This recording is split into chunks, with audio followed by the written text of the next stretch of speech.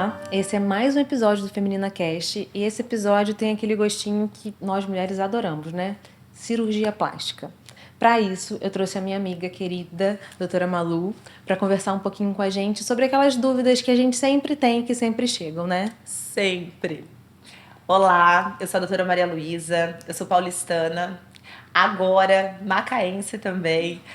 Ultimamente eu ganhei recentemente o título de cidadã macaense, estou muito feliz por isso. Eu estou há 11 anos aqui e estou muito feliz de estar com a minha amiga, uma profissional que eu tanto admiro, para a gente conversar um pouquinho, bate-papo bem descontraído e acho que vai ser muito legal. Bom, Malu, qual é top 1 cirurgia que as pacientes buscam no seu consultório? Assim, eu falo que fica muito. A gente tem, assim, principalmente duas procuras principais, que são as cirurgias mamárias e as cirurgias de contorno corporal. As cirurgias mamárias, eu acho que hoje acabam passando um pouquinho. É quase assim, 60% mama, 40% em relação às mais procuradas, 40% em relação ao contorno corporal, lipo, abdômen. Você tem reparado, assim, eu tenho visto que a gente tem mudado um pouco o padrão de estética da mama. Antigamente, as pessoas tinham aquela ideia de mamas volumosas. Sim. Uhum. Agora, o chique é a mama Pequenininha, pequenininha, sim. né? Na verdade, assim, a gente passou por uma mudança muito importante, principalmente relacionado à prótese. Eu falo que a gente acaba seguindo muito a moda também, né? Então, naquela época, assim, 2010, 2012, paniquete, né? Aquela coisa toda. Então, assim, eram próteses muito volumosas, decotes, próteses redondas. Todo mundo queria mostrar que tinha implantes. Aí a gente passou por um momento que deu uma reduzida, mas assim, começamos naquela onda boa do implante, mas com volume ok. Quando a gente estava mais ou menos no período da pandemia, eu acho que por a gente estar um pouco mais ansioso, a gente estar mais em casa, começou a surgir bastante casos de explante, né? A gente passou por uns momentos e muitas pacientes quiseram explantar, e eu acho que foi isso que acabou me levando para me especializar ainda mais nas técnicas mamárias, porque o explante ele é muito mais difícil tecnicamente, né? Muito mais desafiador para o cirurgião plástico do que uma prótese mamária, uma mama redutora. E hoje, assim, aí eu acho que essa onda maior do explante, pelo menos no meu consultório, tá? Isso é muito pessoal. Eu acho que diminuiu bem. Teve um momento que eu explantava muito mais do que colocava. E eu acho que hoje a gente está voltando a colocar bastante implantes, só que implantes menores, né? Aquela coisa assim, ah, Malu, eu queria mais uma projeção de colo, mas assim, algo natural, eu não quero que ninguém perceba que eu tenho prótese, eu queria uma mama mais firme e bonita. É basicamente isso. E os implantes, eles evoluíram, né? Eles são... A gente fala que tem gerações dos implantes, né? Isso mesmo. Então, antes a gente tinha aquele implante que o silicone era líquido dentro, agora ele já não é mais líquido, então isso gerou uma segurança. Quando a gente fala de complicação, ruptura, né? Hoje a gente brinca na radiologia que a gente tem uma fratura de prótese ao invés de uma ruptura. Ah, legal, não sabia Porque desse como o termo. gel ele é Coeso, né? coeso, quando ele se rompe, ele fica presinho ali. Então ele parece Isso. mais uma fratura. O que antes, né, aquele Era gel líquido. desesperador. Não, e ele se espalhava, a gente via até em linfonodo, né? Sim, sim. Então da mesma forma que os implantes evoluíram, eu imagino que as técnicas cirúrgicas, obviamente, também evoluíram, né? Evoluíram muito. E eu acho que um receio é a cicatriz, né? A cicatrização nas diferentes técnicas, Cirurgias e cirurgias. técnicas. Como é que era essa cicatriz antes? Como é que é essa cicatriz hoje? Eu sempre falo o seguinte, assim, a gente tem infinitas técnicas, né? A gente tem principalmente até 2020, assim, 21, a gente falava muito nas técnicas tradicionais, que era a técnica de Pitangui, CIR. Quando a gente falava numa mastopexia com uma mulher com muita flacidez, às vezes a gente chegava a unir as cicatrizes nessa região medial e ultrapassar a linha de axilar anterior, porque eu sempre falava, quanto mais pele, quanto mais volume de mama, maior a sua cicatriz, né? E acabou que, principalmente assim, após alguns cirurgiões brasileiros muito especiais, né? Tem o Dr. Adel, o Dr. Marcelo Ono, assim, que foram meus mestres, que eu tenho um carinho gigante. E a técnica de ressecção vertical hoje, ela nos oferece um reposicionamento muito melhor da mama. Eu falo que para as pacientes, acabam chegando no meu consultório buscando a cicatriz menor, né? Um mini T, um L, independente do tamanho da mama, independente da flacidez. Mas, basicamente, eu falo que a técnica ela é muito além disso, porque a gente reposiciona a mama como um todo. Então, antes, a gente meio que desmontava a mama e a parte inferior a gente amputava. Aquele excedente de pele inferior a gente amputava. Hoje não, a gente reposiciona todos os tecidos. Então a gente tem as mamas mais firmes, a gente tem menos riscos de necrose de areola, porque a areolinha ela sempre fica numa posição durante a cirurgia que oferece menos riscos em relação à vascularização. Sem contar o formato da mama, né? Eu falo que principalmente em mamas que eram mais gordurosas, que eram mais difíceis de montar, a mama ela ficava realmente mais espalhada, né? Ela ficava batendo aqui, assim, quando a gente abaixava o braço.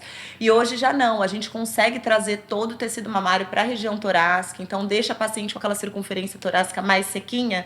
Então sempre, por exemplo, a mama muito volumosa, a gente traz ela toda para a região medial do tórax, então a paciente com aquele aspecto, tipo, nossa, ela emagreceu, sabe? É muito legal. E você costuma associar, que eu sei, porque eu sou paciente, a lipo, né? Sim, eu associo em praticamente a totalidade das minhas pacientes.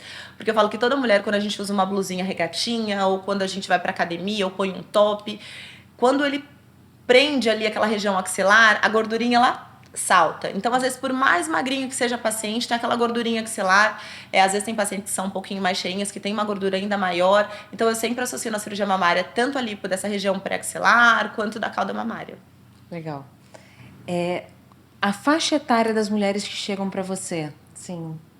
São dois perfis muito diferentes, assim, né? Eu falo que tem as mulheres 35, 40 mais, que após os filhos, após a amamentação, né? Que sentem as mamas. Ah, poxa, eu tinha uma mama bonita e depois dos meus filhos, depois da amamentação, minha mama cedeu. E temos também aquelas pacientes mais jovens ou com hipomastia, que tem nada de mama e sonham em ter uma mama um pouquinho mais volumosa para colocar um biquíni, um crop, são as pacientes mais jovens, né, 18, 19, 20. E também as pacientes jovens com mamas tuberosas grandes, né? E tem chego cada vez mais, assim. Eu falo que a mama tuberosa ela é uma mama diferente. Então, o que acontece? A menina com seus 16, 18 anos, principalmente quando é uma mama tuberosa mais volumosa, é uma mama que ela cede mais rápido. É uma mama que, pela conformidade que ela tem, né? Por ela ser mais tubular e o tecidinho mamário herniar pela areola, a gente já tem desde a menina muito nova a areola alargada, a mama com aquele aspecto de tubo, então ela acaba cedendo mais rápido, um hipodesenvolvimento dessa região medial, inferior da mama. Então, essas meninas, eu tenho operado muita mama tuberosa. Deve mudar muito a visão delas sobre elas mesmas, né? Completamente. Assim, principalmente nessas meninas jovens, assim, eu noto claramente, por exemplo, elas chegam no consultório normalmente acompanhadas das mães, né? Às vezes mais tímidas, com os ombrinhos, né, mais caídos, assim, meio que protegendo, assim.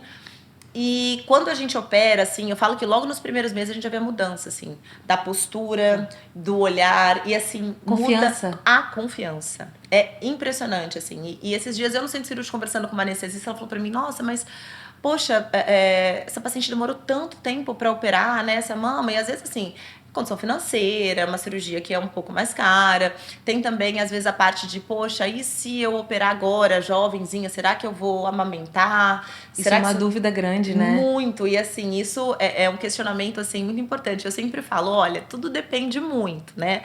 Depende não só da técnica, depende de qual cirurgia mamária que a gente vai realizar. Então, assim, falando de uma maneira mais geral, né? Quando a gente faz, por exemplo, a inclusão de prótese simples, normalmente essa técnica ela não altera em absolutamente nada, porque você não mexe, né, na glândula mamária. Você faz uma incisãozinha na região do sulco inframamário, faz a inclusão no implante e tá tudo bem. O paciente pode ter os filhos, pode amamentar. Algumas pode ser que não amamentem, mas elas não amamentariam mesmo se elas não tivessem o implante, porque esse tipo de cirurgia a gente não mexe na glândula mamária. Já uma cirurgia de mamoplastia redutora, ou seja, a gente tirar bastante tecido mamário, a gente acaba ressecando, cortando ductozinhos, ou uma mamoplastia com ou sem implantes, mas assim, a gente tirando um pouco de tecido mamário, isso pode sim influenciar. Então, por exemplo, eu sempre falo, poxa, Malu, meu sonho é amamentar. mas eu também sonho em operar minhas mamas. Eu falo, então, assim, por desencargo de consciência, é melhor que você não faça cirurgia nesse momento. Então é melhor que você tenha seus filhos, que você amamente ou não, né? Porque a gente sabe que mesmo as pacientes que não operaram, tem pacientes que infelizmente não conseguem amamentar ou não desejam amamentar. Mas se é o seu sonho, eu acho que vale a pena segurar, porque senão você pode culpar a cirurgia por isso, por não conseguir, ou até gerar uma ansiedade, né? Porque a amamentação, ela tá muito relacionada a isso também. Sim. E aí elas devem ficar também ansiosas, assim, tô amamentando ou já tô grávida, quando que eu vou conseguir colocar o meu implante? Muito! O que acontece, né? Eu falo que você como mãe, eu como mãe, a gente sabe como o nosso corpo muda, né? Então, assim, por mais que, por exemplo, a gente tenha uma gestação onde a gente não tenha tido um ganho ponderal muito grande, ou as pacientes que às vezes acabam engordando um pouquinho mais na gestação, quando a gente tem o nosso neném, né? Sem contar aqueles primeiros meses que não sabe nem onde você tá, quando a gente começa a voltar a nossa consciência de mulher, se olhar no espelho e falar, caraca, a barriga tá muito esquisita, ela tá flácida, tá escura, né? Eu falo, eu brinco que fica lembrando uma mexinha seca, assim, né? Mas é importante a gente saber que isso, eu sempre falo, cara, tenha muita paciência. Porque, principalmente, a região de abdômen, lógico que depende muito de cada paciente, variação ponderal, peso, genética, mas eu falo, se você esperou 9 meses para ter o seu neném, espera pelo menos 9, 10 meses para você ver o que vai voltar. Porque muita coisa volta para o lugar. Então, às vezes, você fica naquela... Ah, eu preciso operar, eu preciso mexer. Tem pacientes que falam, nossa, eu vou ter minha cesárea, será que já dá para puxar um pouquinho de pele? Eu falo, calma, tenha paciência, dá o tempo para o seu corpo se recuperar e depois a gente pensa nisso. Já em relação à mama, né, que também é uma outra coisa, eu recebo muitas perguntas relacionadas a, poxa, Malu, eu tô aqui, eu tô amamentando, minha mama, poxa, na hora que seca, minha mama desapareceu, eu tenho só pele, minha mama sumiu. Quando que eu posso operar? Eu sempre falo que o ideal é a gente operar após 6 meses da parada total da amamentação, porque daí os ductozinhos já estão mais fechadinhos, então assim, a gente já tem uma tranquilidade maior, até porque a mama também, mesmo depois que a gente para de amamentar, a mama ela também continua se transformando. Agora tem uma cirurgia que ela é famosinha, né? A tal da Mummy Makeover, que é aquela... Sim. Você pega aquela mãe, tadinha. Depois que a gente tá assim, destruída. A gente dá uma recalchutada. Sim. O que entra nessa Mummy Makeover? Na verdade, assim, eu sempre falo que a cirurgia pra mamãe, né, que essa transformação da mamãe, a gente acaba pensando principalmente nas nossas mamas e na nossa região de contorno corporal. Seja com lipo, seja lipo associada à abdominoplastia ou a mini abdominoplastia. Isso é muito pessoal de cada cirurgião plástico. Isso não tem, assim, uma receita de bolo, né? Tem colegas cirurgiões plásticos que fazem a cirurgia, por exemplo, de uma mama redutora, uma mamoplastia com implantes, associada a uma lipoaspiração, a uma abdominoplastia, a tecnologias, fazem tipo a mama makeover num tempo cirúrgico só. Eu, particularmente, assim, com raras exceções, não vou falar que não, porque daí vão aparecer essas e falar, mas em mim você fez. Então, assim, com raras exceções, eu prefiro dividir normalmente em 2 tempos. A não ser que, assim, poxa, uma paciente que, para ela corrigir aquela flacidez da mama, que não é tão grande, basta a inclusão de um implante de silicone, que é uma cirurgia rápida, aí tranquilamente a gente associa um lipoabdômen. Ou uma paciente que tem uma mamoplastia, que vai fazer pexia, vai tirar a pele também, e uma lipo pequenininha, poxa, dá para associar. Mas se a gente tem uma cirurgia mamária de longo tempo e essas técnicas de ressecção vertical, que são as cicatrizes reduzidas, elas acabam tendo um tempo cirúrgico maior, e a gente for associar uma lipoaspiração, for associar uma abdominoplastia, não vale a pena, né? Tecnologias, assim, é muita coisa, né? Então eu sempre falo, cara, vale a pena às vezes a gente pensar em 2 tempos. O que mais está te incomodando hoje? Eu sempre pergunto isso. Poxa, Malu, chega assim, o que você deseja fazer? Ai, Malu, eu quero fazer minha mama e minha barriga. Depois os meus filhos é o que mais me incomoda e eu queria operar muito. Mas elas já chegam falando, mas eu sei que você não faz, já é bom que já dá uma... o Instagram tem me ajudado. Então, assim, eu falo que... eu sempre pergunto o que mais incomoda. Malu, os 2 na mesma proporção. Qual que é melhor eu operar primeiro? Eu sempre tento começar pela cirurgia de contorno corporal. E eu vou explicar por quê. Quando a paciente tem os seus filhos, quando a gente acaba não se priorizando, se deixando um pouco de lado, às vezes a gente não faz atividade física, comendo qualquer besteira, tem dificuldade para voltar aos nossos hábitos mais saudáveis. Então, normalmente a paciente, às vezes, quando chega, ela chega um pouquinho fora do peso. Eu converso, se tá num IMC ok, né, fora de risco de cirúrgico, não tá numa obesidade, eu explico, falo, olha, a cirurgia de contorno, ela não é uma cirurgia para emagrecer ninguém. Então, o ideal é que a gente tenha os parâmetros de segurança, né? O IMC, a gordura visceral, que é aquela gordura que fica dentro da barriga, que a gente não lipoaspira, né? O percentual de gordura total, tanto com os parâmetros legais, mesmo um pouquinho fora do peso. Por que a gente inicia pela lipoabdômen?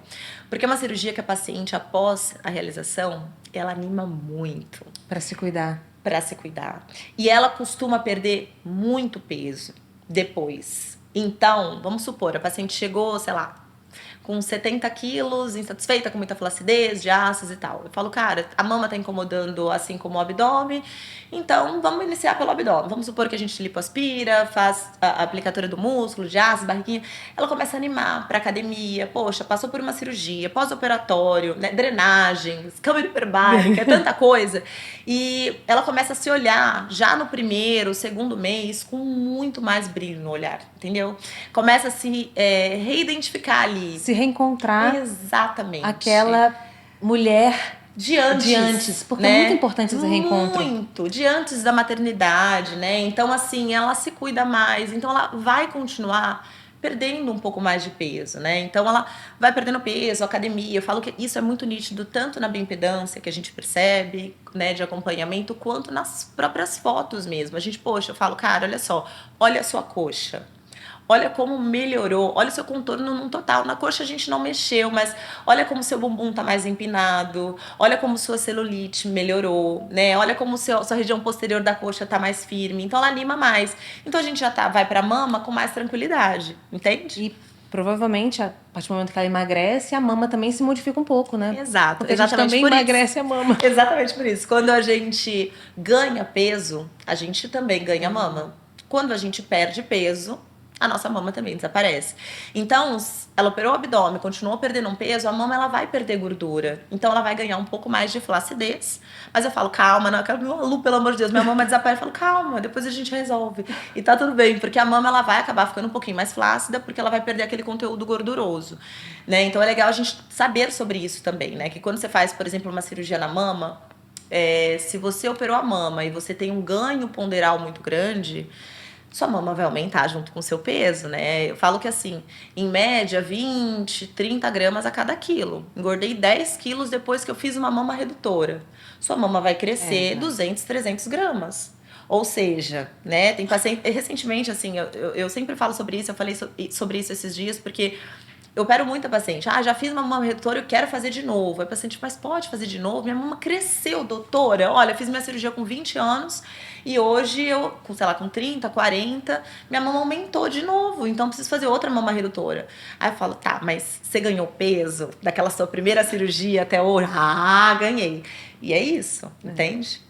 Uma dúvida que eu acho também que muitas pacientes perguntam antigamente a gente tinha aquela ideia de que o implante ele durava 10 anos e tinha que trocar. Sim. E agora não é mais assim, né? Não. E isso é uma coisa muito legal da gente tocar nesse ponto, nesse assunto, porque realmente, né, aqueles implantes, uma geração um pouquinho mais antigas, né, 2010, a gente sempre falava, a cada 10 anos você faz a troca do seu implante. Hoje a gente não fala mais isso, a gente não tem essa obrigatoriedade na troca do implante a cada 10 anos. No entanto, os implantes também não são vitalícios. E é muito importante a gente falar sobre isso. Porque às vezes a paciente coloca o implante e acha que ela não vai precisar mais trocar. Antigamente trocava, agora ela pôs o implante dela não troca mais. Isso não existe, né? O implante, querendo ou não, é um corpo estranho, ele envelhece, né? Então é muito importante que a gente faça os nossos exames de rotina. Eu sempre falo assim, com o implante, você pode fazer seu ultrassom, pode fazer sua mamografia, sua ressonância sem nenhum problema. E é importante que você vá acompanhando, porque no decorrer da sua vida, provavelmente, você vai precisar trocar. Então, eu sempre falo para paciente, você tem desejo em colocar um implante, uma prótese? Sim. Falo, então ótimo, a gente pode colocar, mas você tem que saber que você vai ter um comprometimento, além do tecido mamário, né, da saúde da mama, em relação ao implante, porque pode ser que tenha, às vezes, uma complicação local com o passar dos anos, seja uma contratura, não vou falar mais ruptura, eu vou falar uma fratura do implante, ou um desejo pessoal, mas assim, é saber que, infelizmente, não dá pra gente dizer que é uma cirurgia pra sempre, que talvez no decorrer da sua vida você precise reoperar. Uma coisa que mudou também é o tempo de recuperação nessas cirurgias. Quer dizer, depende da técnica, né? Isso. A gente tem a técnica de recuperação rápida hoje, que eu falo que é uma cirurgia principalmente para nós, mulheres modernas, que trabalham, que a gente não quer parar, né? O trabalho, que não quer parar a atividade física, ou que não quer gastar as férias para poder operar. Mas eu não falo de técnicas de recuperação rápida para todos os tipos de cirurgias mamárias, né?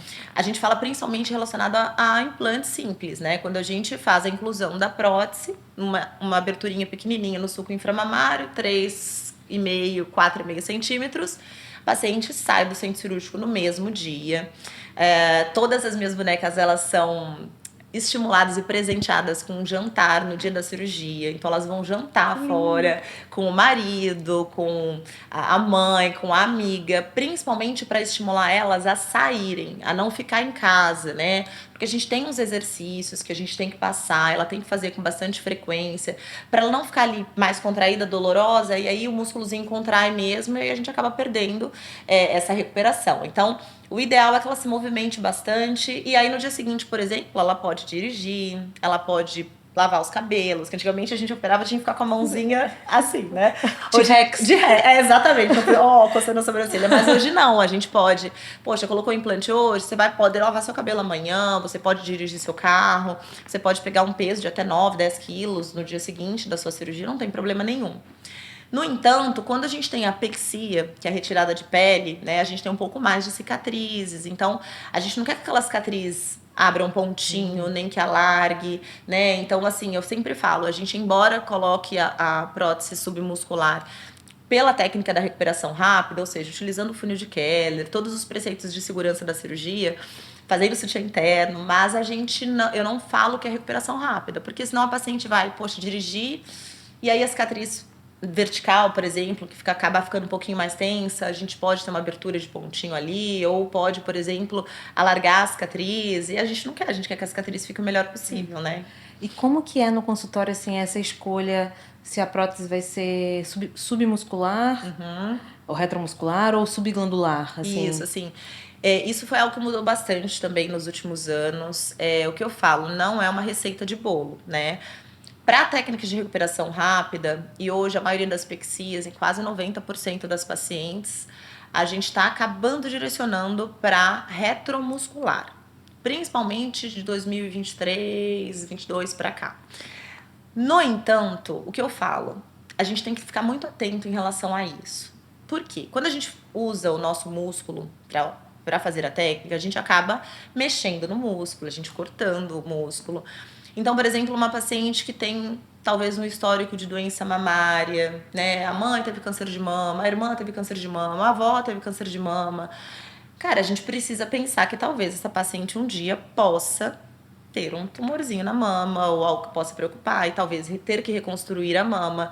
E principalmente nessas pacientes, a gente tem que pensar em preservar o músculo, né? Sim. Porque a gente... Verdade. Porque a gente vai, querendo ou não, precisar do músculo numa possível reconstrução mamária.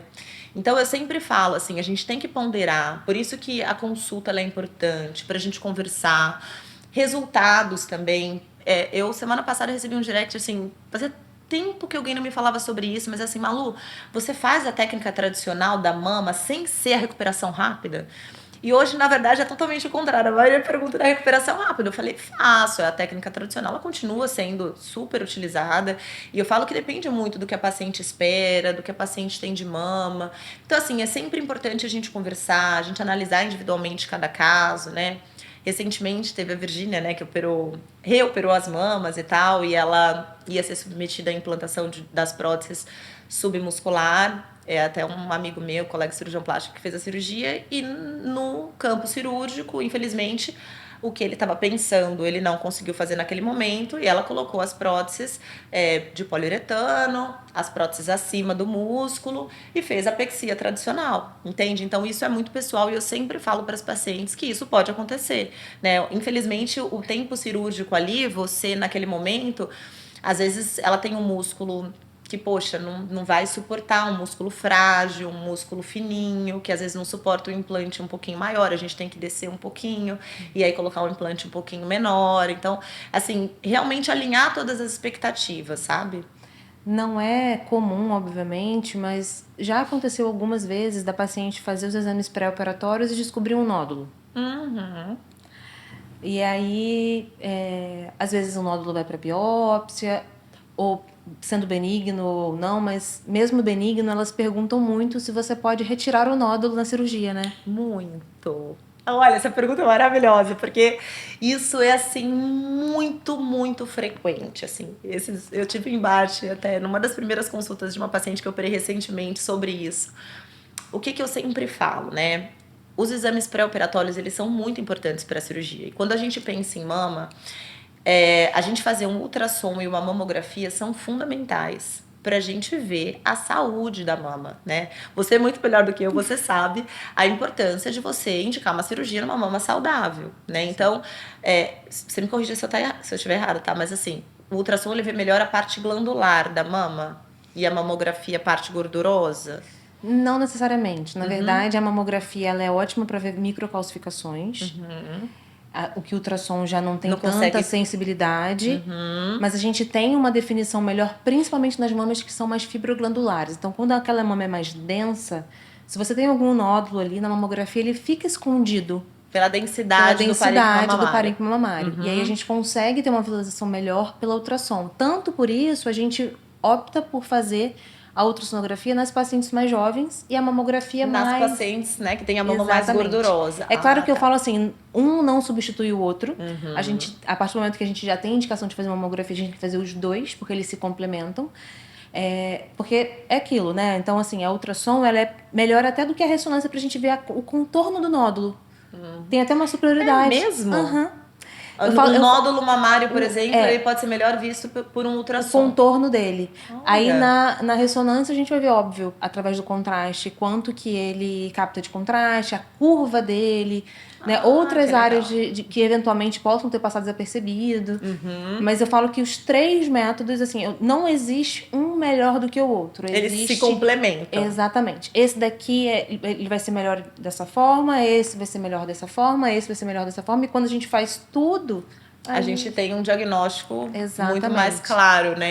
Eu peço sempre ultrassom e mamografia. Que é o principal. A ressonância realmente, ela é um outro estágio. Teve alguma alteração, um nódulozinho diferente? Você precisa... Exatamente. Ou uma paciente, por exemplo, que usa prótese, pra gente ver melhor a cápsula. Para implante de mama, a ressonância ela é sempre melhor. É claro que assim, a ultrassom a gente consegue analisar a cápsula, consegue analisar a ruptura. Existem parâmetros que a gente Alguns utiliza. sinais ali. Exatamente, e a gente pode dar algumas coisas. Mas assim, a nível de sensibilidade, a ressonância ainda é o exame mais sensível para avaliação dos implantes mamários. Ai, gente, então tô fazendo certinho, tá? Porque eu sempre peço a ultrassom e a mamografia para todas as minhas bonecas que estão em pré-operatório, até pra gente ver melhor a saúde da mama. Mas a ressonância eu peço se a paciente já tem um implante, né? Pra gente ver cápsula, uma suspeita de contratura. Então, a gente tá... Ó. Enfim, quando a gente pensa... na saúde da mama, para indicar uma cirurgia, esses exames são fundamentais. Então, a paciente chegou até mim e tem realmente um nódulozinho na mama. E aí elas falam assim, doutora Malu, olha só, e se na nossa cirurgia a gente aproveitar e retirar esse nódulo, né? Então eu falo, olha, tenha calma, tenha paciência. Por quê? A gente tem nódulos que são super tranquilos, né? A gente fibroadenoma. Exato, tem a classificação de Bihards que deixa a gente muito mais tranquila em relação a indicar uma cirurgia num Bihards 2, por exemplo, né? Eu sempre, quando a gente já tem um BIRADS 3, eu sempre peço avaliação da masto ou do onco para eu operar com mais tranquilidade. Poxa, o onco avaliou, olha, acho que vale a pena a gente segurar a cirurgia. Daqui 6 meses a gente repete esse exame e tal, ou indica uma biópsia. Então eu sempre deixo muito isso a cargo, ou do masto ou do onco. E a gente tem excelentes na nossa cidade. Mas a paciente ela sempre tenta dar aquela... E se a gente tirar? E eu sempre explico. Por exemplo, vamos supor que a paciente fez o exame e tem uma indicação de retirada. E aí ela quer aproveitar que ela tem que tirar o nódulo, que, por exemplo, tá abaixo da areola. E aí ela já quer colocar o implante junto, já quer fazer a mama redutora junto. E eu explico o porquê que eu não faço isso junto. Se a paciente tem um nódulo com indicação de retirada, não sou eu, cirurgião plástica, que vai fazer isso. Né? As especialidades médicas, elas estão aí para isso. Então, muitas vezes, eu falo que você descobre algo ali na hora. O oncologista, o mastologista, ele tem muito mais experiência em relação a isso do que eu. Então, se ele vai tirar um nódulo, ele olhou ali e fala, é melhor eu tirar mais. Ele vai fazer isso. Então, eu não tenho essa experiência para isso, por isso eu não faço. Então, eu sempre falo, poxa, tem que tirar? Olha, você vai ser direcionado para tal colega, ele vai fazer sua cirurgia e após alguns meses a gente pensa na nossa cirurgia. Vamos supor que é um nódulo bonzinho e ela quer tirar porque ela quer tirar o nódulo, quer ficar tranquila. Eu falo, olha, infelizmente, não dá pra gente fazer isso porque é algo que vai ser no decorrer da sua vida, você vai ganhar outros nódulos, cistos. Se a gente for tirando todo nódulo e cisto, fibroadenoma que aparecer, daqui a pouco a gente não tem mais parênquima mamária. Então eu sempre tento tranquilizar, mas entender que nódulo a ser retirado, isso eu sei que tem colegas cirurgiões que às vezes até associam, operam junto, mas eu particularmente prefiro não fazer. Há essa chance de poder operar junto? Até há. Mas, por exemplo, um nódulo que está próximozinho da areola, retirou ele ali, a gente ainda vai movimentar a areola, reposicionar os tecidos, a gente tem uma chance maior daquela areola chegar um pouco menos de sangue ali naquela areola e a gente tem um sofrimento, tem uma necrose. Sim. Então, assim, eu sempre falo, a cirurgia plástica não é uma cirurgia que você precisa fazer. É uma cirurgia que você sonha, que você deseja. Então, tem que estar tudo muito bem alinhado, sabe? A gente não pode... Lógico, complicações são sempre complicações, podem acontecer. E a areola é muito sensível, né? Muito. E quanto mais mexida, pior, né? Então, assim, uma cirurgia secundária, uma cirurgia terciária na mama, ou seja, a segunda, terceira vez que opera a mama, que mexe na areola, é sempre mais difícil, mais desafiador para o cirurgião. Então, assim, hoje, graças a Deus, assim, com as técnicas de ressecção vertical, com a câmara hiperbárica que ajuda na vascularização, a gente minimizou muito esse tipo de complicações. No entanto, pode acontecer, né? Então, como qualquer cirurgia. Como em qualquer cirurgia, exatamente. Ai, eu adorei. Ai, foi demais. Parecia assim, faltou assim, né? O meu espumante.